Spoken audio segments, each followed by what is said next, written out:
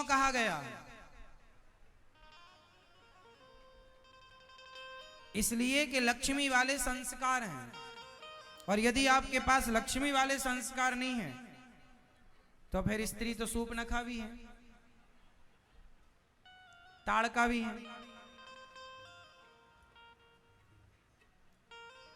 इसलिए स्त्री रसोई में बिना स्नान किए प्रवेश ना करे और भोजन पवित्र भाव से, पवित्र मन से, पवित्र रूप से बनाए, तन मन सब पवित्र हो।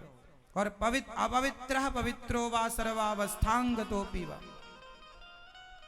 पवित्र होकर जाओ, पवित्र भाव से पवित्र होकर भगवान जी के लिए बनाओ। बिना नहाए अशुद्धि में भोजन।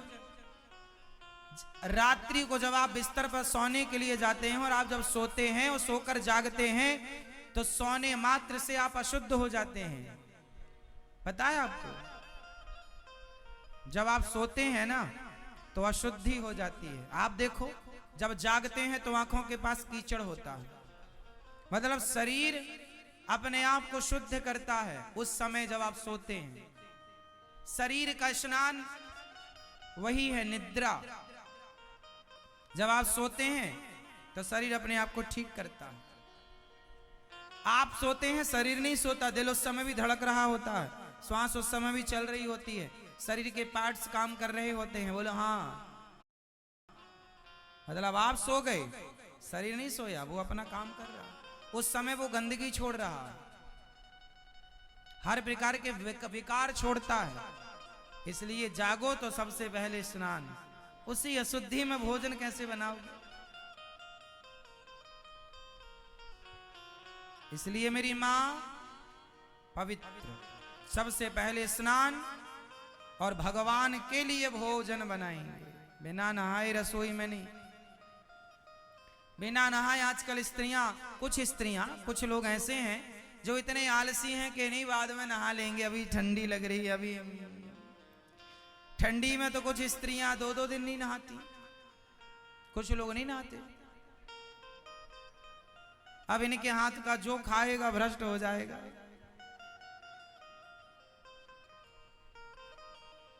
इसलिए पहले के लोग सबके हाथ का कुछ खाते पीते नहीं थे। खाने पीने में विचार था, क्या खाएं क्या ना खाएं, किसके हाथ से खाएं किसके हाथ से ना खाएं, क्योंकि आपका प्रभाव पड़ता है।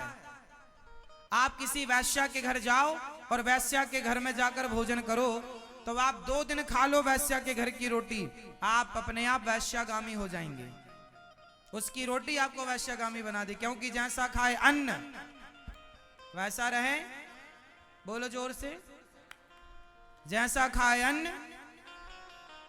आप किसी संतों के आश्रमों में जाओ और संतों के यहां भोजन करो, संतों की रोटी खाते ही बुद्धि अपने आप शुद्ध हो जाएगी, संतों का प्रसाद पाते ही, क्योंकि उनकी रोटी में, उनके भोजन में पॉजिटिविटी, भक्ति की भरी पड़ी है।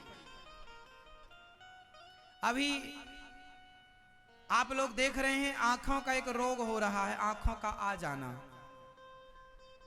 है ना?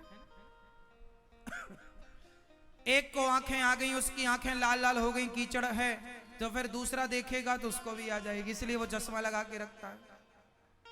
बोलो हाँ। जब एक रोग एक से दूसरे में आता है तो वैश्या का जो वैश्या वाला रोग है वो जिसे जिसे छुएगी, जिसे जिसे वो अपने टच में रखेगी, जिस जिसको वो अपने हाथ से खवाएगी, वो सब रोगी नहीं हो जाएंगे? वही वाला रोग लग जाएगा तुम्हें। और संतों के पास भी एक रोग होता है भजन का, भक्ति का।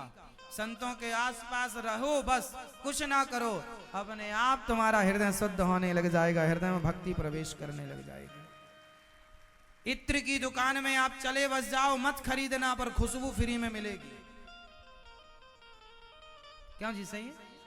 इत्र की दुकान में आप जाओ, मत खरीदना इत्र 1 रुपए का, पर खुशबू, हाँ, जैसे इत्र अपनी खुशबू छोड़ता है, आप लो मत लो, वो आपको अपना देकर रहेगा। उसी तरह संत की भी अपनी खुशबू है और वैश्या की भी अपनी खुशबू है। तुम जिसका संग करोगे उसका रंग तुम पर चढ़ जाएगा। इसलिए जैसा खाओगे अन्न तो आपका मन अच्छा नहीं है, इसका मतलब अन्न अच्छा नहीं है।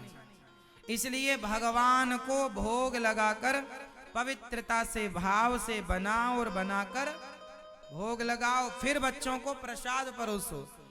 चलो खाना खा लो नहीं, चलो प्रसाद पालो। चलिए प्रसाद पा लीजिए, मैया चलो प्रसाद पाओ, भैया चलो प्रसाद पाओ। क्या पालो? खाना खा लो। आप क्या कहे, बेटा चलो खाना खा लो? नहीं, गलत है। बेटा चलो प्रसाद पालो, सही है। क्या होता है, हमारे यहाँ खाना वाना कोई नहीं बोलता था, खाना वाना कुछ था ही नहीं, हमारे सिद्धांत था चलो प्रसाद पालो। सिंपल, क्या चलो प्रसाद पालो, खाना खा लो नहीं। तो आज से कितने लोग सुधार करेंगे? नहा कर ही रसोई में प्रवेश करेंगे, पवित्र। आप भी बिना नहाए जाते हैं? चप्पल पहन के भी बनाते हैं? हाँ, स्लीपर पहन, स्लीपर चप्पल नहीं होती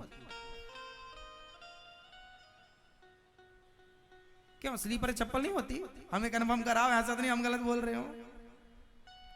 क्यों स्लीपर चप्पल नहीं होती? होती। फिर चप्पल पहन के भोजन बनाते हैं आप लोग, बताओ। कांटे बिछा रखे हैं सास ने आप लोगों की रसोई में, आपने कांटे बिछा रखे होंगे, फिर तब तो चप्पल पहन के भोजन बनाए जाते हैं।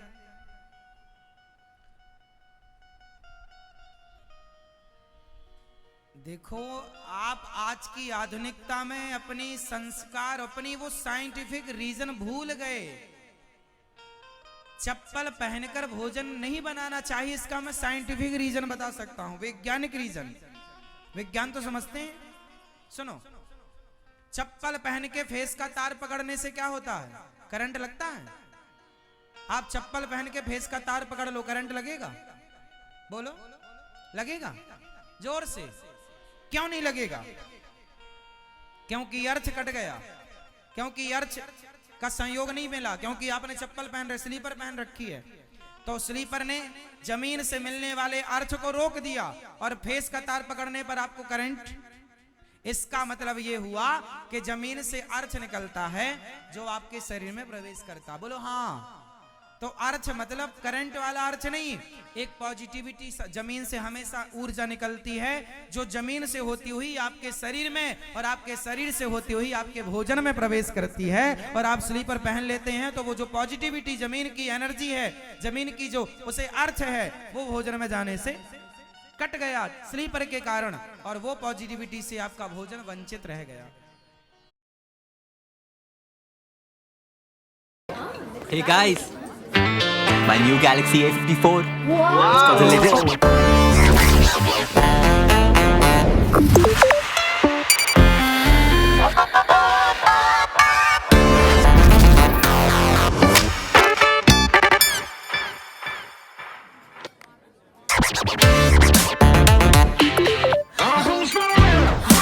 Gotcha. Slip can be awesome. Galaxy A54, A34 5G with Corning Gorilla Glass 5.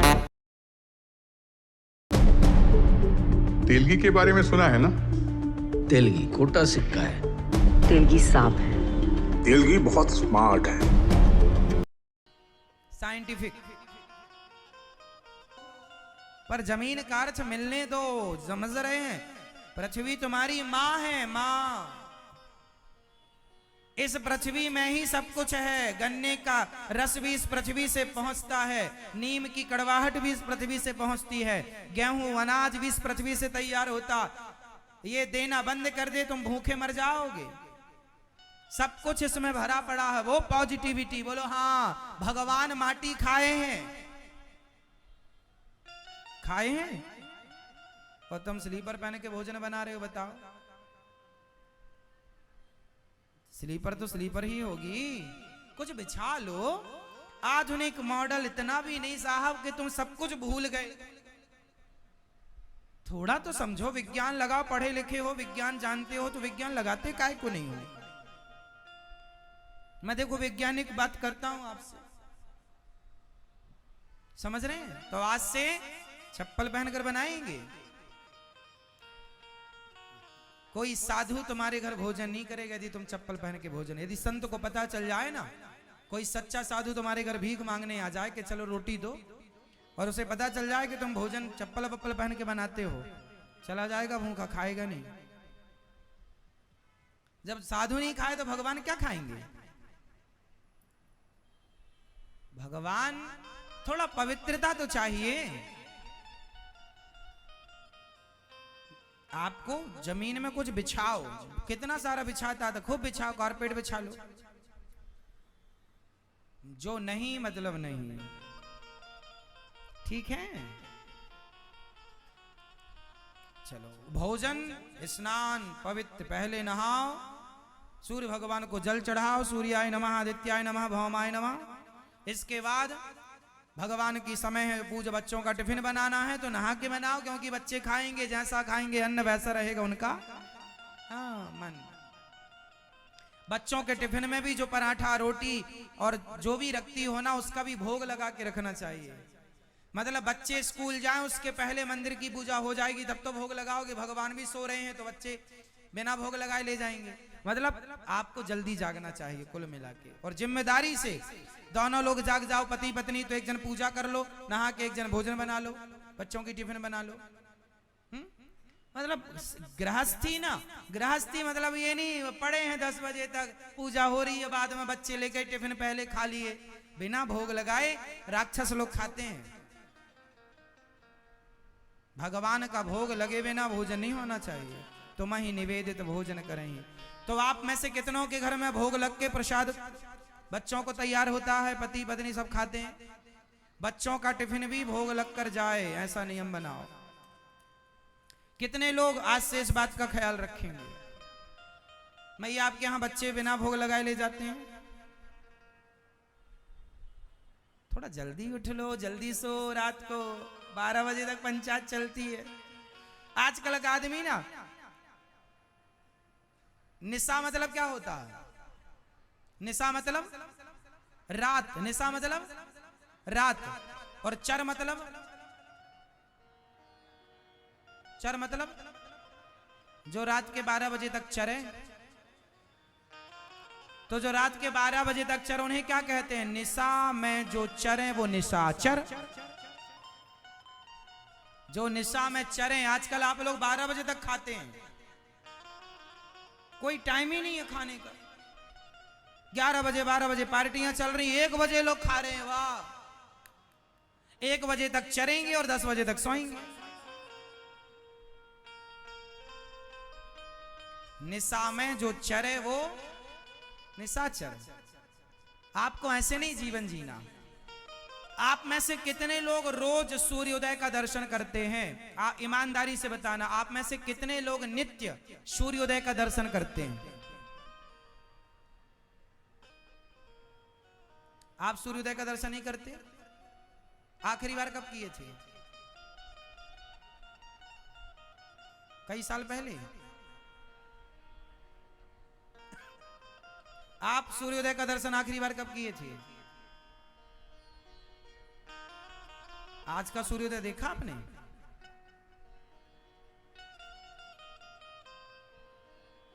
कुछ कंफर्म नहीं हो पा रहा है।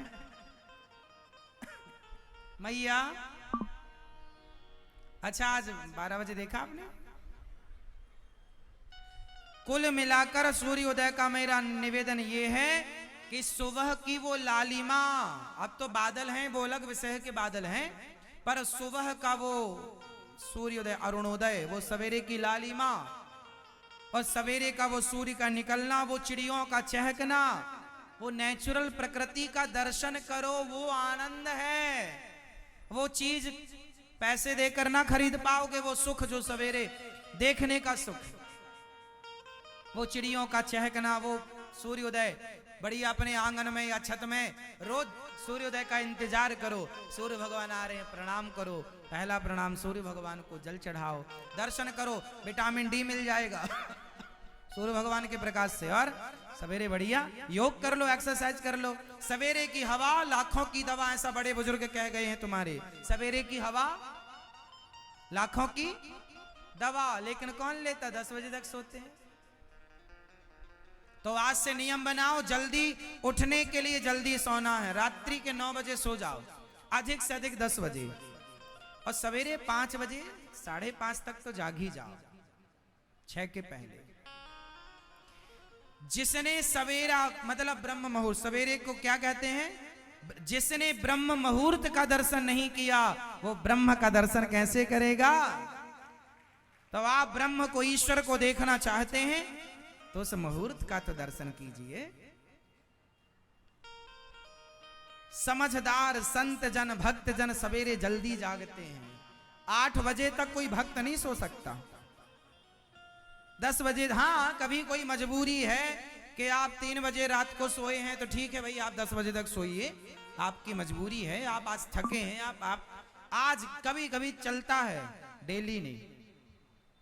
क्यों मेरी माँ?